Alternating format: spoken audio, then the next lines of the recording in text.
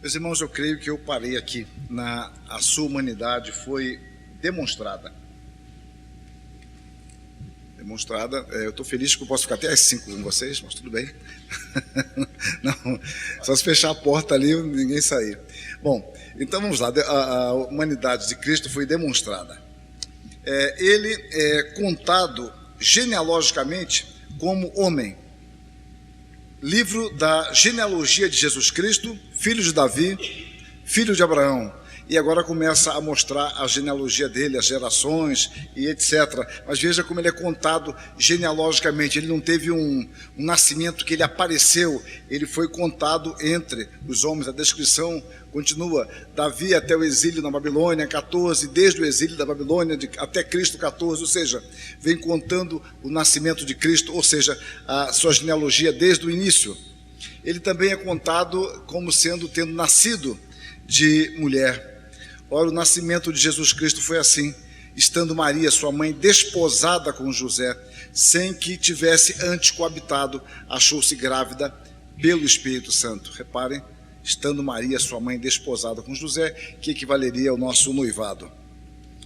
Vindo, porém, à plenitude do tempo, Deus enviou o seu filho, nascido de mulher, nascido sob a lei, ou seja, um nascimento normal, no sentido de que ele proveio de uma mulher. Esteve sujeito às leis ordinárias da natureza humana. Dr. Hebe até adiantou uma coisa que eu iria falar sobre trocar fraldas, mas eu volto a falar aqui sobre Johnson. Tendo Jesus nascido em Belém, da Judéia, em dias do rei Herodes, eis que vieram os magos do Oriente a Jerusalém. Reparem, a Bíblia, ela procura precisar datas, épocas, de modo especial Lucas. Aqui é Mateus, mas Lucas é muito detalhista para mostrar as condições históricas, às vezes geográficas, políticas, para dizer que aquilo ocorreu na história. José também subiu da Galileia, da cidade de Nazaré, para a Judéia, a cidade de Davi, chamada Belém, por ser ele da casa e família de Davi, a fim de alistar-se com Maria, sua esposa, que estava grávida. Estando eles ali, aconteceu completarem-se-lhe os dias, e ela deu à luz o seu filho primogênito. Observem, né? Completaram-se os dias. Não foi com 6 meses, não. Completaram-se os dias, ou seja, houve uma geração. Maria deve ter tido enjoo, deve ter tomado Dramin da época, então... Naturalmente, deve ter usado meias Kendall de suave compressão. Então, o que podia ser feito, foi feito. Essa gravidez aqui é diferente, olha, eu não sinto nada. A gravidez do Espírito Santo é diferente, eu não sinto nada, nem parece, a barriga nem cresce. Não, completaram-se os dias. Estando eles ali, completaram-se os dias, e ela deu à luz ao seu filho primogênito, enfaixou-o. Repare a ideia de uma criança comum, foi enfaixada. Não, deixa isso comigo. Eu me enfaixo aqui sozinho, eu sou autônomo. Não, enfaixou e o deitou numa manjedoura, porque não havia lugar para eles na hospedaria. Havia naquela mesma região pastores que viviam nos campos e guardavam seu rebanho durante as vigílias da noite. E um anjo do Senhor, descendo aonde eles estavam, e a glória do Senhor brilhou ao redor deles, e ficaram tomados de grande temor. O anjo, porém, lhes disse: não temais, eis aqui vos trago boa nova de grande alegria, que o será para todo o povo. É que hoje vos nasceu na cidade de Davi o Salvador, que é Cristo, o Senhor. Reparem aqui, né? Nasceu o Senhor. Se ele é Senhor, como é que ele nasceu? Veja a narrativa com muita naturalidade, tratando da humanidade e divindade. E isto vos servirá de sinal: encontrareis uma criança envolta em faixas e deitada em manjedoura. Por que não estava sentada essa criança, não estava em pé? Porque ele era um bebezinho de dias, ou seja, uma criança normal, deitada, enfaixada, e no caso aqui numa manjedoura.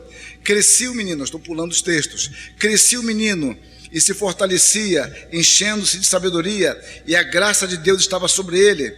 Ora, anualmente iam seus pais a Jerusalém para a festa da Páscoa. Quando ele atingiu os 12 anos, ou seja, passaram-se 12 anos. 12 anos foram contados como 12 anos.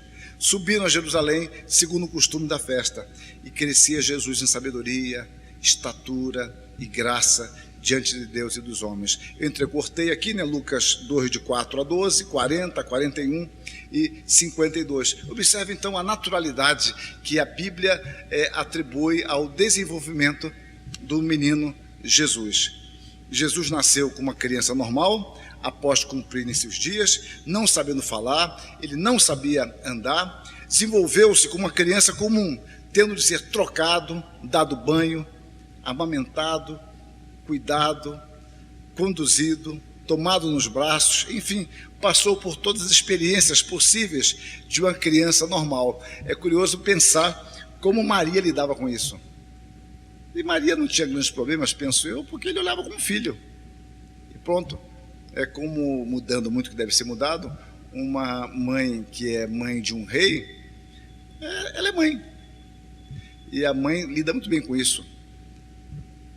Pode ter um filho mudando, deve ser mudado, obviamente. Extremamente famoso no universo mundial, mas ali ele é filho. Para a mãe, o filho é filho. Pronto. É por isso que eu brinco com algumas mães, né, que às vezes ela fala assim: o meu garoto ficou em casa, tal, eu não acordei porque ele dormiu tarde, ele acorda assustado, eu deixei o cafezinho dele pronto. Quantos anos tem seu filho? 32. Ah, muito bem. Então, é uma outra linha de argumento que eu uso para falar da superproteção. Mas o fato é que para a mãe, o filho é filho. Então Maria cuidou dele como podia ser, diferente, como uma criança comum, tendo também de ser educado pelos pais, como o doutor Herbert falou, deve ter ralado o joelho, colocado o band-aid, não deveria gostar de injeção. Então, não, essa injeção vai ser muito útil para mim no futuro, etc., para minha divindade e tal. A criança deve ter chorado, né? Quando caiu o sorvete no chão, deve ter chorado também. Não, sorvete é coisas da carne, é uma questão espiritual. Não, a Bíblia não mostra isso. Uma criança normal. Obediência. E desceu com eles para Nazaré, e era-lhe submisso. Sua mãe, porém, guardava todas estas coisas no coração, submisso a seus pais. Pensem nisso. O Senhor Jesus Cristo era submisso aos seus pais. Considerando esta passagem, o Eire comenta: é realmente admirável que este Jesus, que entendia claramente sua identidade como filho do Pai Celestial, escolheu colocar-se sob a autoridade de seus pais humanos. Sua submissão a eles indica seu compromisso de seguir a lei do Senhor, que ordenava aos filhos serem obedientes a seus pais, honrar pai e mãe. Isso sempre me causa espanto, essa passagem, porque os filhos às vezes não querem obedecer seus pais, alegando que seus pais não teriam alguma autoridade por causa de pecados que podem cometer e certamente cometem. Mas Jesus Cristo, o Senhor da Glória, era obediente aos seus pais. José, você ficou duvidando, você queria fugir do José, não vem com essa história não. Maria, você ficou com medo lá, queria anestesia geral, mas não foi possível. Não, Maria, não vem que você não tem autoridade sobre mim não. Não, Jesus era obediente. Embora ele fosse Deus em carne humana, e embora o Espírito de Deus nele o capacitara a entender sua identidade como o tão esperado Messias de Israel, Jesus se manteve em submissão a seus pais humanos. Ele nos ensina até desta forma. Em Hebreus lemos: embora sendo filho, aprendeu a obediência pelas coisas que sofreu. E esse texto causa às vezes algum embaraço, porque pode dar a impressão que ele era desobediente e tornou-se obediente, mas não é isso que o texto parece nos dizer. Nos parece dizer que ele aprendeu a obediência conforme os novos desafios. Ou seja, ele foi obediente na sua infância, na sua adolescência, mocidade, na vida adulta, nos seus ensinamentos, e conforme ele foi caminhando à maturidade para chegar à cruz. Ele vai aprendendo a obediência, no sentido de que cada vez mais tem desafios mais próximos do final, e ele vai caminhando para isso, ele vai aprendendo a obediência pelas coisas que sofreu. Então, como eu digo aqui, o aprendizado de Cristo significa que Jesus Cristo, como perfeitamente homem e perfeitamente Deus, conforme crescia, amadurecia, tomando sobre si maiores responsabilidades, desenvolvendo a sua natureza humana, como vimos, sendo carregado no colo, aprendendo a andar, passando pela adolescência e chegando à plena maturidade. Ou seja, é um processo natural. Mudando muito o que deve ser mudado, eu comento com meus alunos que eu até hoje eu não consigo compreender como é que eles têm dificuldade de fazer a monografia no final do curso. Um dia eu vou compreender por quê. Mas eu falo, você não pode esperar grandes momentos para fazer coisas dignas. Você faz coisas dignas nos grandes momentos e nos pequenos momentos, ainda que você não tenha controle disso. Se você ficar esperando um grande evento para fazer algo digno, você provavelmente não estará preparado para isso. E você aprende a fazer isso fazendo as pequenas coisas do cotidiano. É como uma formação. Você forma uma pessoa não apenas através de grandes momentos, mas a partir do cotidiano, uma conversa, um exemplo, no ensino, no exercício, no convívio, no erro, no acerto. Ou seja, é um processo que vai dando início a uma caminhada de aprendizado. Se você fica esperando o grande momento, eu vou usar o exemplo mais chulo possível, falar de futebol. É como eu fico observando os times que disputam 2 campeonatos, se poupam no campeonato menor por causa do maior, para não se contundir, e chega domingo, perde o ritmo. É uma coisa muito curiosa. Você aprende a jogar jogando, você aprende a obedecer obedecendo, você aprende a perseverar perseverando. Então é preciso que haja um aprendizado constante, e Jesus Cristo foi preparado. Por isso que ele veio, diz lá Gálatas 4:4, que eu vou citar à frente, ele veio na plenitude do tempo. E quando ele é entregue pelo seu povo, e ele mesmo se entregou, é na plenitude do tempo também. Há um momento propício para isso. Ali era um momento designado. Ele estava pronto para fazer a obra que fez. A obediência de Cristo foi em favor do seu povo. Ele viveu em constante harmonia com a vontade do Pai. O preço da obediência era o sofrimento. E a gente, às vezes, julga toda a realidade pela parte que nos toca, não é? Eu mencionei isso ontem. Então, o que para mim chega gratuitamente, para Jesus Cristo, custou o precioso sangue. Minha filha estava de férias, começou as férias dela há pouco tempo, e viajou, foi ver os parentes em São Paulo e Belo Horizonte e tal, e voltamos quinta-feira, só que em voos diferentes. Voltamos, fui buscar no aeroporto, etc. Enquanto ela dormia, eu preparei todas as coisas, lavei o carro, dei uma polida, ficou cheiroso o carro, bonito, não é porque eu lavei não, mas ficou bonito aquele carro. E ela falou, meu carro está limpo, que bonito. Para ela foi graça, para mim foi trabalho. A graça custa o trabalho de alguém. No caso de Jesus Cristo, é o seu precioso sangue. Aquilo que eu mencionei, o pacto da graça para nós, para ele é pacto das obras. Então o preço da obediência era o sofrimento, e o Senhor foi obediente em todas as coisas em favor do seu povo. Assim ele foi batizado, submeteu-se às leis do povo, foi ultrajado, torturado, contado entre os transgressores, morto e sepultado. O Dr. Heber mencionou uma coisa hoje pela manhã, que eu abordo em outro texto meu, a questão do sofrimento de Cristo. O sofrimento de Cristo, fisicamente falando, é algo terrível. Se você pegar um autor que vai detalhar aquilo, olha, é terrível. Como é que era o chicote, com pedacinhos de chumbo ou de osso, cada batida dilacerava a carne, e quanto o processo de gangrena, etc., o sangue escoando, é terrível. Por mais terrível que isso seja, outras pessoas passaram por um sacrifício semelhante. Ele não foi o único que passou por isso, mas foi terrível. Eu sei que ele era inocente, mas o mais terrível foi o sofrimento espiritual de Cristo, porque ele experimentou o peso da ira de Deus sobre ele. Ele nos sarou por suas feridas, mas certamente ele já via o fruto do seu precioso trabalho e podia se alegrar nisso, porque ele via a sua igreja, que é constituída por ele mesmo. É ele mesmo quem forma a sua igreja. Mas os sofrimentos espirituais de Cristo foram muito maiores do que os físicos, ainda que os físicos sejam inenarráveis para nós. Mas ele passou por todas estas questões. O próprio Jesus diz: a minha comida consiste em fazer a vontade daquele que me enviou e realizar a sua obra. O seu alimento e alegria consistiam em realizar a obra do Pai. Morte. E Jesus, clamando outra vez com grande voz, entregou o Espírito. Ele passou pela morte.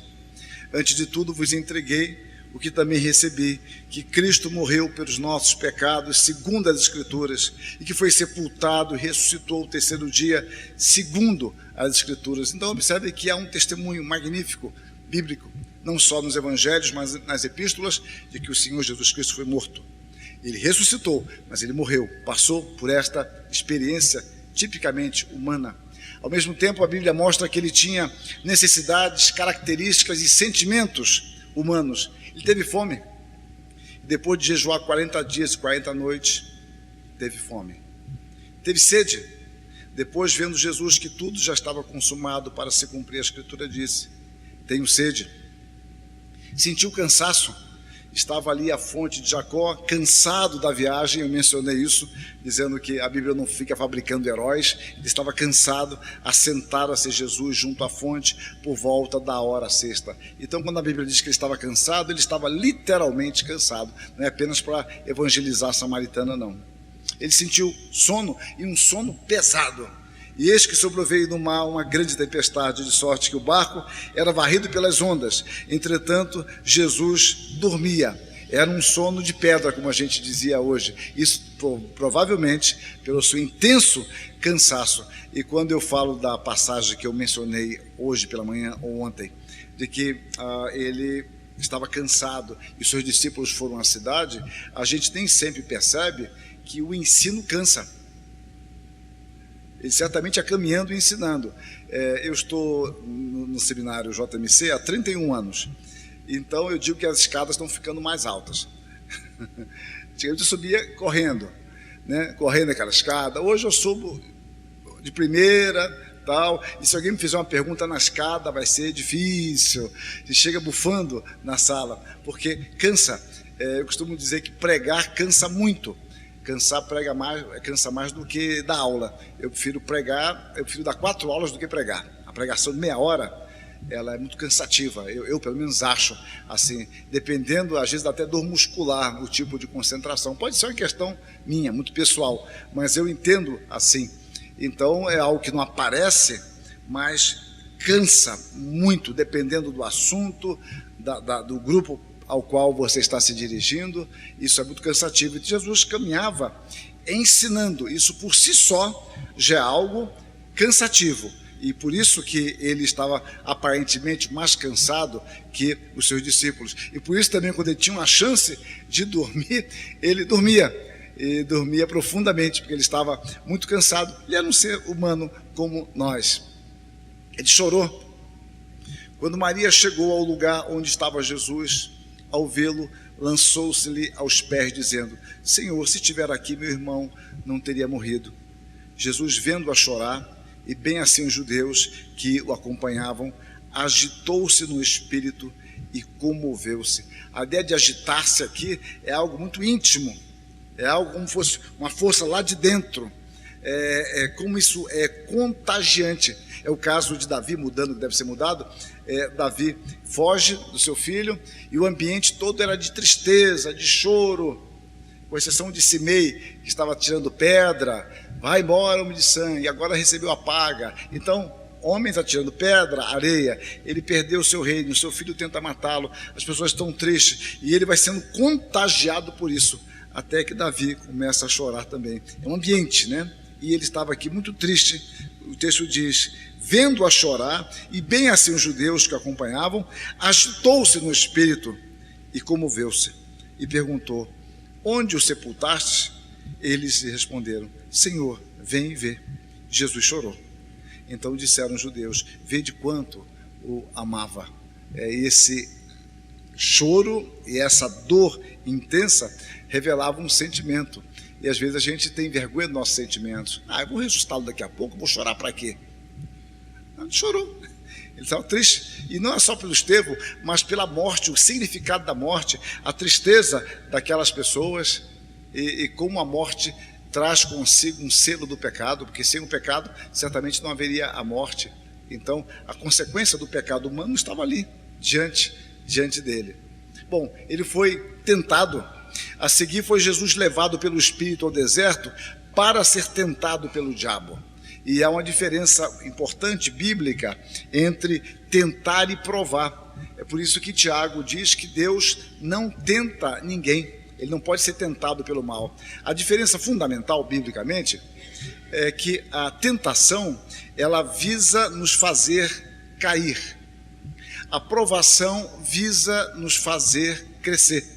Então, Deus nos prova para nos aprimorar.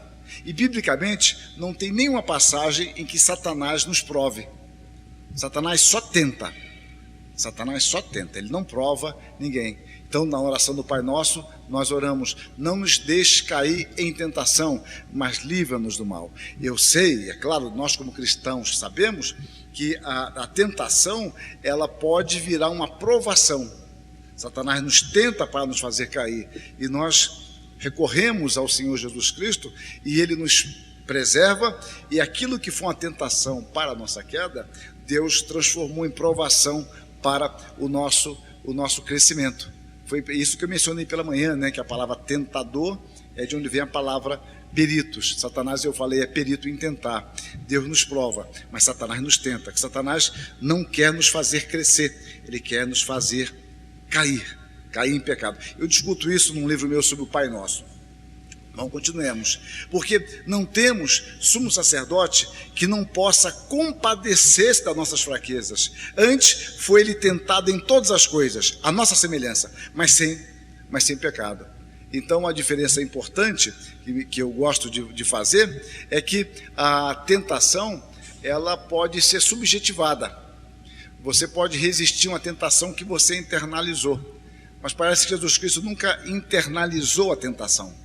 Ou seja, ele foi tentado, mas ele nunca se sentiu tentado, ele nunca subjetivou isso. Mas Satanás procurava tentá-lo usando das circunstâncias. Como eu falei ontem, Satanás se vale de circunstâncias especiais, de momentos. Ele tem estratégias próprias para assim fazê-lo, né? E a própria ideia de estratégia, embora a Bíblia não use essa expressão, mas a ideia de mente, né, como eu mencionei, Satanás tem os seus próprios desígnios, nós não lhe ignoramos os desígnios. Para mim, aquilo envolve estratégia. A palavra estratégia, ela só foi empregada fora do campo militar a partir do século XIX. Até o século XIX, ela só era usada no campo militar, já que a palavra estratégia, ela não é nossa, não é da nossa língua. A palavra estratégia é uma palavra grega, que está associado ao general, o estrategós. Então, é o estrategós, que é o general, que usa da estratégia, estratégia, estratagema. Então, a palavra sempre foi usada no campo militar. Um dia eu vi um filme muito romântico, aquele Tropa de Elite, e o Capitão Nascimento, eu me dando uma aula, eu achei aquilo muito engraçado. Ele falando, olha, a palavra estratégia, uma aula assim bem dinâmica, com uma didática magnífica, e um sujeito ameaça dormir. E ele, com um carinho próprio da sua função, ele pegou uma granada, tirou o pino e colocou na mão dele. Olha, se ele dormir, todo mundo vai morrer aqui. E todo mundo agora fica olhando para o sujeito com a granada na mão. É algo muito instrutivo aquilo. E o pior que o Capitão Nascimento, ele começa tudo de novo, a palavra, estratégia. Olha, aquele ali é terrível. Bom, mas eu lembro desse filme por causa da palavra estratégia. Então, Satanás tem estratégia. E a estratégia envolve isso. Pensar nas possibilidades, nos recursos que você tem, antecipar. Um filme que aborda essa questão de estratégia, outro filme romântico também, o Fomos Heróis, do Mel Gibson. É um filme que combate um tipo de conceito, que o conceito é de que a artilharia não, é infantaria. Que a infantaria é uma tropa burra. A infantaria, ela só vai e executa. Ela não pensa. E aquele filme é um contraponto a isso, porque o Mel Gibson é um coronel, me parece, e ele é um estrategista, porque ele é um estudioso de guerra. A mulher dele é metodista e ele é católico. É muito legal aquela história. Legal a história. E quando ele vai para o campo de batalha, pega lá um coreano, me parece, ou japonês, ou chinês, ou sei lá, asiático. Então, ele se depara com ele, e o outro é um estrategista, então os dois ficam discutindo estratégia, o que o outro deverá fazer. Se eu estivesse no lugar dele, o que eu faria? Então eu vou me antecipar até o momento derradeiro, quando os americanos vão ser massacrados, e o general asiático, bem genérico, né? É igual Jerusalém no tempo que eu era estudante, né? No mapa, perguntava ao professor, onde é Jerusalém? É por aqui. Então dava o diâmetro de toda a Palestina. Então eu aqui, é asiático. Então, quando o general fala, olha, se eu estivesse em situação análoga à dele, eu pediria apoio aéreo, que era a flecha quebrada, né? Que era o socorro. Bom, se eles vão vir com artilharia, a gente não tem jeito. Qual é o jeito nosso, então, de amenizar? É nos aproximar mais dele.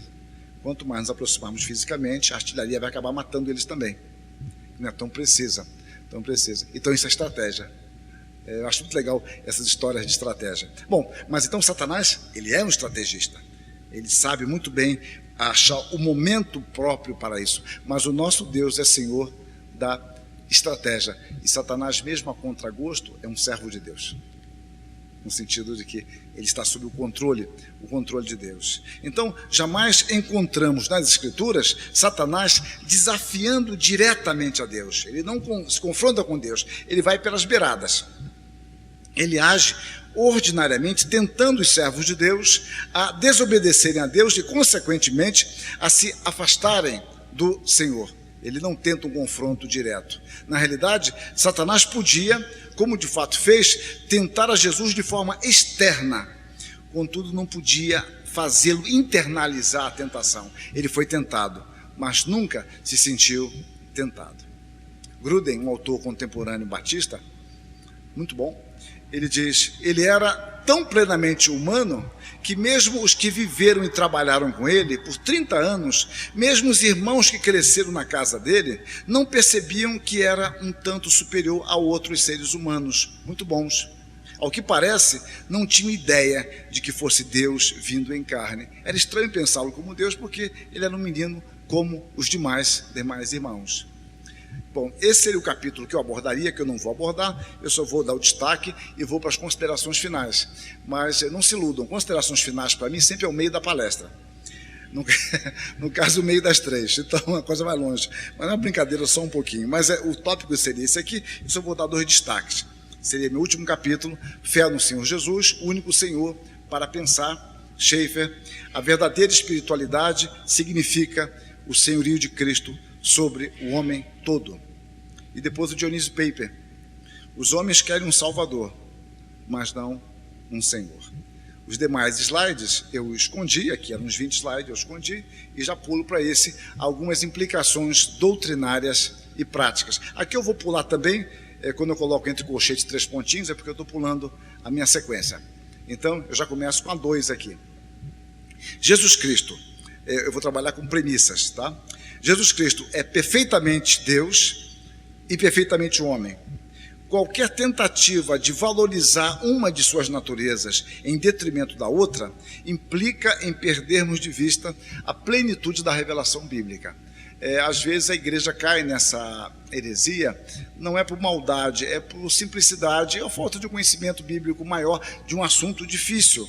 Então, nós às vezes fragmentamos Jesus. Quando ele perdoou pecados, ele falou como Deus. Quando ele expulsou os cambistas, ele falou como homem. Não, Jesus Cristo é perfeitamente Deus, perfeitamente homem. As duas naturezas estando unidas perfeitamente, harmoniosamente. É o Deus encarnado. Terceiro, não podemos compreender exaustivamente esse assunto. Nós podemos compreendê-lo amplamente, profundamente, mas não exaustivamente. A nossa mente é muito pequena para esgotar não apenas esse assunto da Bíblia, diversos assuntos, mas eu diria que esse aqui é o principal assunto da Escritura que o torna difícil para nós exauri-lo completamente.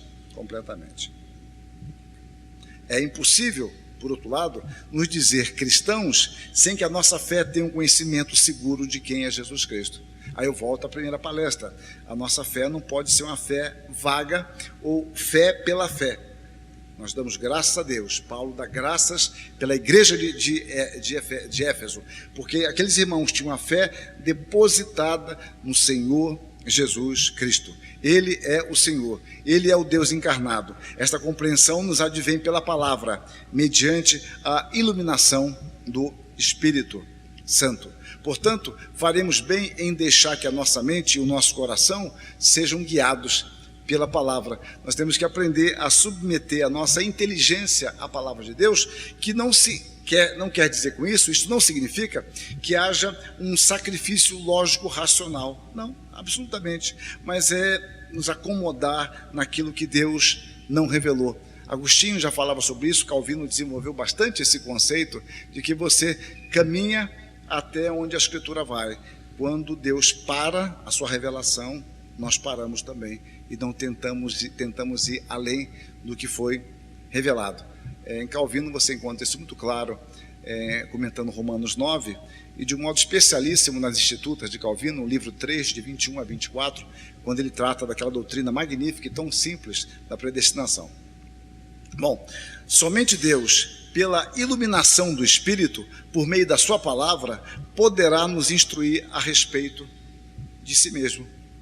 Então, nós não temos autonomia para pensar fora da Escritura. É Ele quem vai desvendar os nossos olhos para contemplar as maravilhas da sua lei. Quarto aspecto é que a plena divindade e plena humanidade de Cristo torna possível o nosso culto sem cometermos idolatria. Se Ele fosse apenas homem, nós estaríamos cometendo um culto idólatra. Se Ele fosse apenas Deus, nós não poderíamos oferecer o culto por meio dEle, porque o mediador é Jesus Cristo, que é verdadeiro homem também. Então, somente podemos oferecer um culto a Deus genuinamente por Jesus Cristo ser perfeitamente homem e perfeitamente Deus. E em Apocalipse nós vemos: então ouvi que toda criatura que há no céu e sobre a terra, debaixo da terra e sobre o mar, e tudo que neles há, estava dizendo: aquele que está sentado no trono, se refere aqui ao Deus Pai, e ao Cordeiro, se refere ao Deus Filho, seja o louvor e a honra e a glória e o domínio pelos séculos dos séculos. Ou seja, Jesus Cristo pode e deve ser adorado, assim como o Pai, o Filho deve ser adorado e como o Espírito Santo deve ser adorado. O culto que a igreja presta é um culto à Trindade. Sexto aspecto: a encarnação tem a sua origem na bondade de Deus. Entretanto, ela se tornou necessária devido ao nosso pecado. É importante entender que não foi o nosso pecado que gerou a obra sacrificial de Cristo. O nosso pecado nos fala de uma necessidade que Deus poderia atender como atendeu, ou não atender e pronto, o homem está condenado. O pecado nos fala disso, mas a obra de Cristo nos fala da misericórdia de Deus, que vendo a nossa situação de miséria, Ele resolve, é claro, resolver é uma palavra frágil, isso tem a ver com o plano eterno de Deus, mas Ele, vamos dizer assim, Ele resolve enviar o seu Filho, daquele que, como diz em Apocalipse, daquele que foi morto antes da fundação do mundo. Pedro também usa essa expressão, 1 de Pedro 1, 18, 19, Apocalipse 10, 13, se eu não me engano, se não foi, é fácil corrigir depois, né? Do Cordeiro que foi morto antes da fundação do mundo. Ou seja, antes de Deus nos criar, a encarnação já fazia parte do propósito eterno de Deus. Todo o sofrimento de Jesus Cristo tem como causa motora o seu amor eterno pelos pecadores eleitos, porque somente um tal amor pode nos salvar. Deus nos amou de tal maneira, se não fosse uma maneira tal, nós jamais seríamos salvos. Não poderia ser um amor qualquer, tinha que ser um amor tal. João não explica bem isso, tal maneira, mas a expressão é: somente um tal amor poderia fazer com que Deus enviasse o seu Filho e que o Filho se dispusesse a vir de forma harmoniosa para morrer pela sua igreja. Então, quando a gente perde, o Dr. Heber mencionou isso ontem, quando você perde a dimensão da gravidade do pecado, você perde a dimensão da gravidade da obra de Cristo. É uma coisa muito curiosa. Se você achar que seu pecado é pouca coisa, né? É como, igual o emprego, né? A minha filha ficou comigo um dia lá em São Paulo e falou: pai, eu desconfio que você gosta da sua vida aqui, né?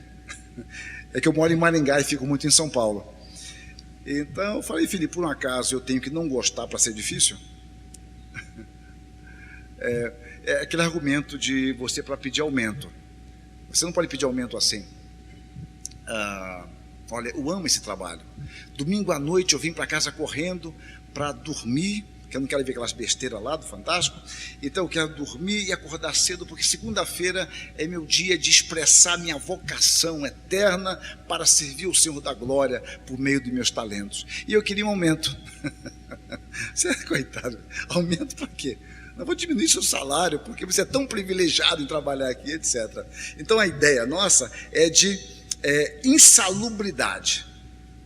A própria origem nossa da palavra trabalho é curiosa. A nossa palavra trabalho está ligada à tortura, né?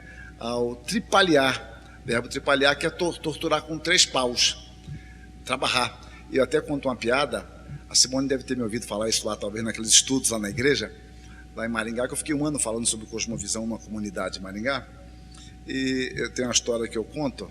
Como vou ficar até às 5, eu posso encher linguiça aqui com vocês. Então, estou brincando, peço o pessoal ir embora.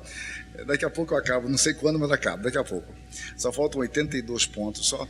Então, eu falava assim, se a esposa sempre espera o marido sábado, durante a semana, cada dia ela faz um prato especial, começa com uma picanha na segunda-feira, na terça uma lasanha, massa que ela faz, nada de sadia, nada disso. Quarta, um estrogonofe. Quinta, bacalhau. Sexta, mais simples, está com pressa, um estrogonofe com maisena, porque para engrossar o caldo, creme de leite Nestlé, tal. E sexta, uma dobradinha, porque ele veio do Rio. Sábado, como é que é aquele negócio que come sábado? Feijoada light, né? Só tem pé. Bom, e aquele marido sempre chega às 8 horas da noite. Sempre chega às 8 horas da noite e tal, e a esposa espera, já tomou banho, está perfumada, já passou seu hidratante, está tudo bem, lavou o cabelo com Dove, bom. Propaganda aqui, merchandising, vai ser bom, né?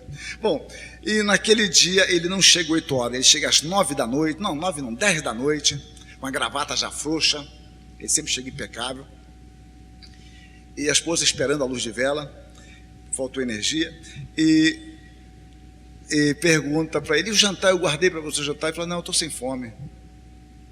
A esposa certamente compreenderia, pois não, querido, eu vou guardar para amanhã. Você viu por quê? Você sempre vem. Aí eu já jantei. Você já jantou? A esposa ficaria indignada com ele, ainda mais se ele tivesse um cheiro de perfume diferente, quem sabe, Carolina Herrera. Então, para os mais antigos, o calandra é bom também. Bom, então, talvez ela ficasse irritada.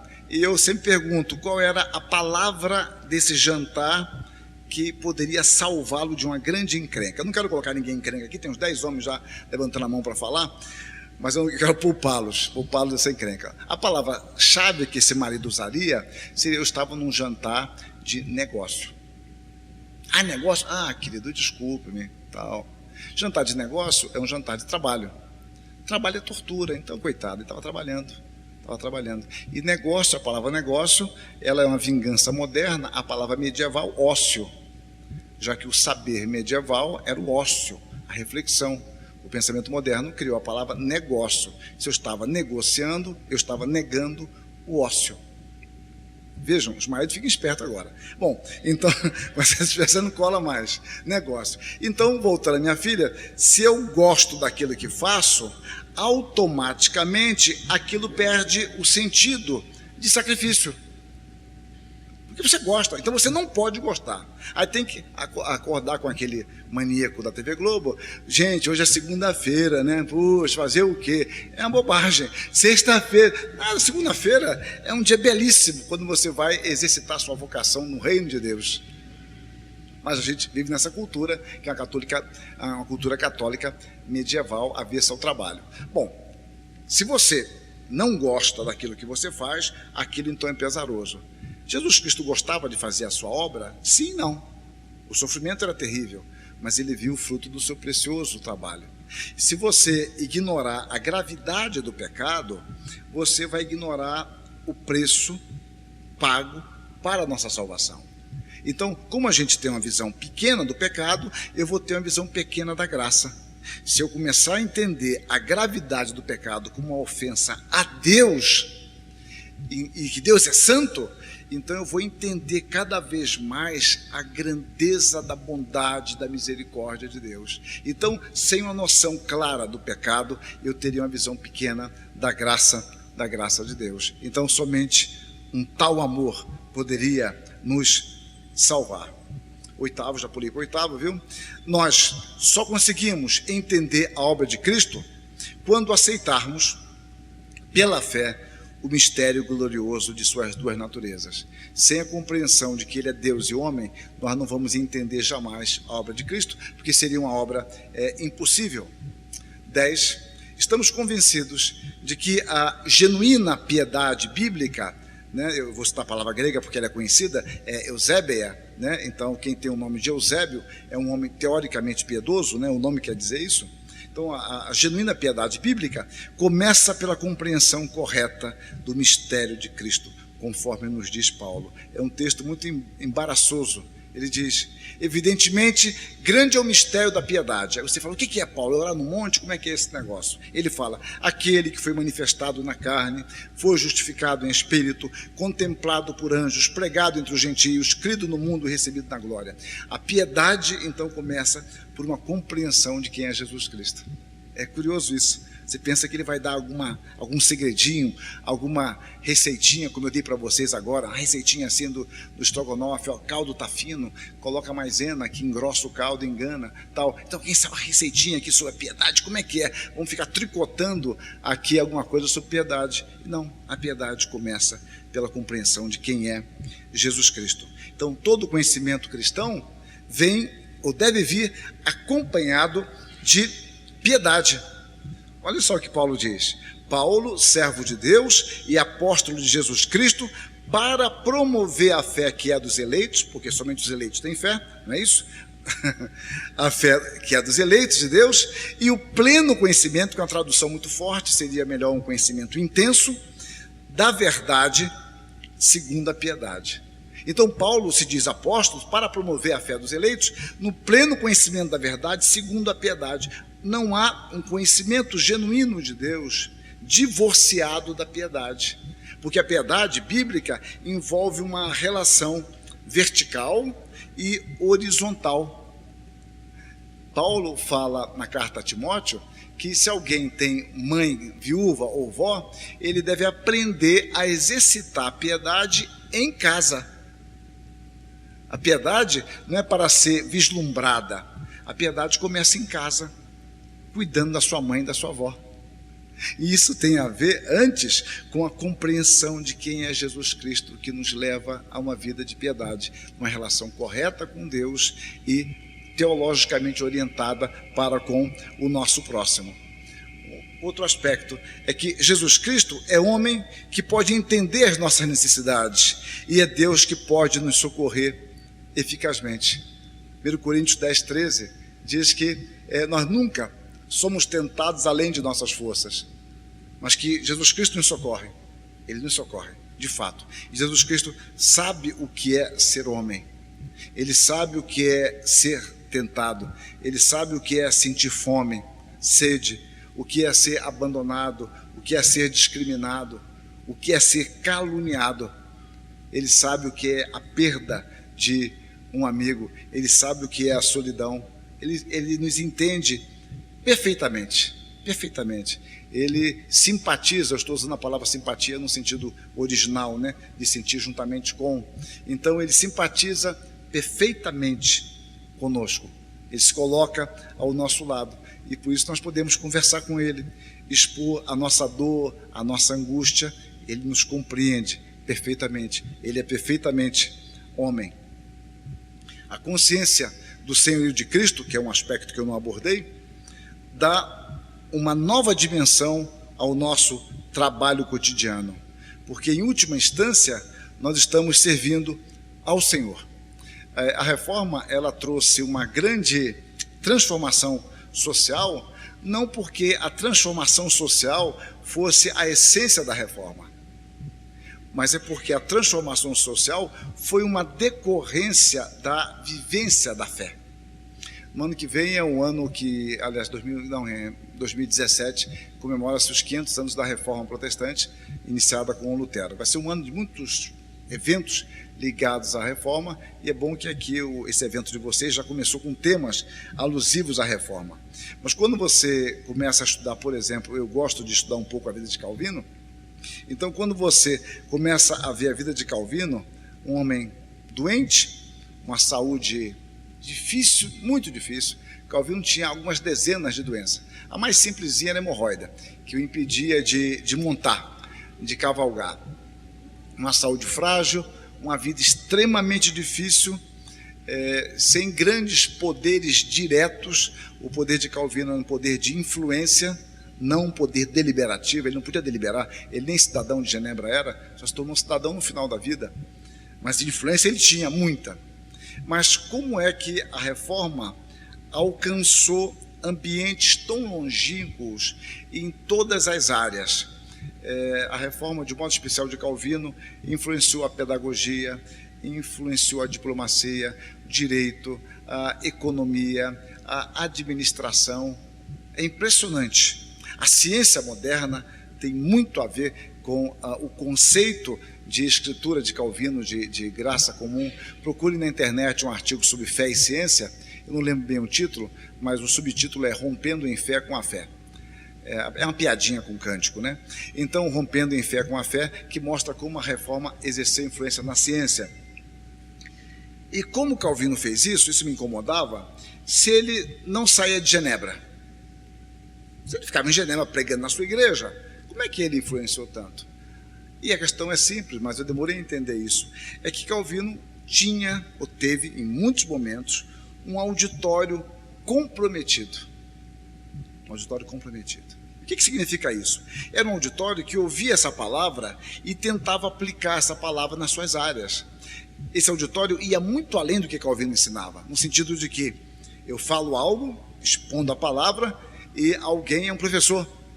E pega aquele assunto e fala, oh, que interessante isso aqui, e começa a pensar sobre como aplicar isso no seu trabalho. E quando começa a aplicar no seu trabalho, dá uma nova dimensão. Então alcança uma nova influência. Então essas pessoas não se contentavam em se deleitar com aquele ensino, mas vivenciar aquele ensino. Então a reforma se alastrou, porque era impossível você ser reformado apenas de nome. Essa reforma trazia implicações éticas a partir da palavra de Deus. E me impressionava também, como é que Calvino influenciou tudo isso, se ele não escreveu nada sobre isso? Calvino não escreveu sobre economia, sobre administração, sobre direito. Ele não escreveu sobre isso. Ele apenas expôs a palavra de Deus. E o desafio para quem prega é expor a palavra com simplicidade, e a palavra de Deus vai atingir todas as áreas, e as pessoas vão pensar muito além da gente, porque elas vão fazer conexão com aquilo que aprenderam com você na sua área, e isso de fato tem uma grande fermentação na cultura. Então, no Senhor, o nosso trabalho nunca é vão. Nós servimos a Deus. Se você conseguir compreender que você serve a Deus, seu trabalho tem uma dimensão diferenciada. Você pode e deve procurar melhores condições, um aumento de salário, mudar de emprego se for o caso, mas você não nivela o seu trabalho às condições que lhe são dadas, porque você serve a Deus. Quer comais, quer bebais ou façais outra coisa qualquer, fazei tudo para a glória de Deus. É o princípio lá em 1 Coríntios 10, 31. E no Senhor nosso trabalho não é vão. Você tem uma nova dimensão. Esses dias me propuseram dar uma aula de EAD e eu abomino EAD. Como pastor, eu não aprecio dar aula de EAD porque eu confio muito na presença. Mas o curso vai haver comigo ou sem mim. Então, eu não tenho poder nenhum sobre isso. E a questão era o auditório. A quem você pode atingir? 500 mil pessoas que você nunca atingiria. E se você não der, alguém vai dar. Pronto, o curso vai existir. E eu falei, olha, eu vou aceitar, tudo bem. Me dei prazo para organizar texto, etc. Vou mostrar agora o salário. Eu falei, eu não quero nem ver, porque sei que vai ser miséria. E não deu outra.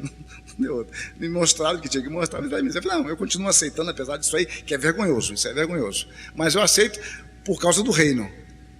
Ou seja, eu estou querendo dizer, se você não é obrigado a fazer isso em tudo, tá? Eu estou apenas ilustrando, desculpe até citar com um exemplo positivo meu, não é meu forte isso.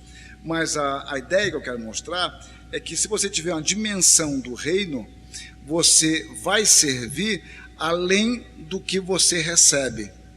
Embora não signifique que você não possa querer e lutar para ganhar mais. Mas você pode dedicar sua vida a grandes ideais e no final da vida estar frustrado. Porque se você fizer algo apenas para homens, nunca você terá o reconhecimento suficiente, ou pelo menos que você julga que deveria ter. Então faça para Deus. Pronto. Sua meta é essa. Seu controle de qualidade, ISO 20.000 e pouco, né? ISO 666 não. Então, seu ISO 20.000 e qualquer coisa, o que não importa é agradar a Deus. Então, no Senhor, o nosso trabalho nunca é em vão.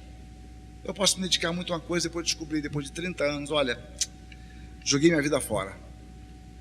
É uma sensação de frustração que muitos têm, às vezes até num convívio familiar. Mas no Senhor, o nosso trabalho não é bom. Por isso Paulo diz, portanto, sede firmes e abundantes na obra do Senhor, porque no Senhor o nosso trabalho não é vão, porque nós estamos servindo ao Senhor, o Deus encarnado. Ele é o Senhor de todas as coisas. 15, só faltam 85. A afirmação do senhorio de Cristo significa reconhecê-lo presente e decisivo em todas as nossas atitudes e projetos. Ele não é um adendo, ele dirige a nossa vida e nós devemos ter essa sensibilidade de que o Senhor dirige. É que nós às vezes queremos sinais miraculosos e o Senhor dirige através de eventos, através de circunstâncias. E eu costumo brincar com meus alunos, perguntando para eles, quando orar a Deus é um pecado? Eles ficam me olhando meio assustados. Eu falo, me parece pecado quando você ora a Deus perguntando a vontade dele e essa vontade é explícita. Senhor, devo roubar ou não, Senhor? Eu quero servir-te, Senhor. A Bíblia já diz, Senhor, devo adulterar ou não, Senhor? Isso é uma oração pecaminosa. A Bíblia é clara quanto a isso. Então nós não podemos brincar com o nosso Deus. Ele é o nosso Senhor. Então eu converso muito com meus alunos sobre compromisso, palavra dada.